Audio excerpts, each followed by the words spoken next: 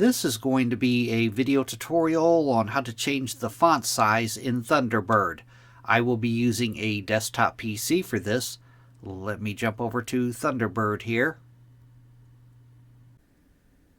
I am on Thunderbird now.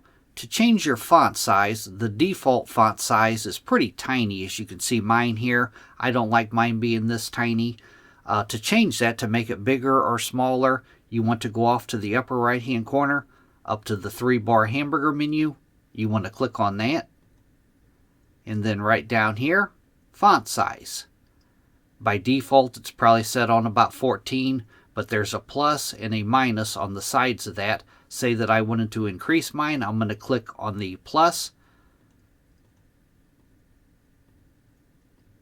I'm going to make mine about 24, about like that. And now another thing you could do, these sidebars, you could move in or out on these sidebars. You can pull them on both sides. You could pull them in or out to however you like it. But that is how to change your font size in Thunderbird. Thanks for watching.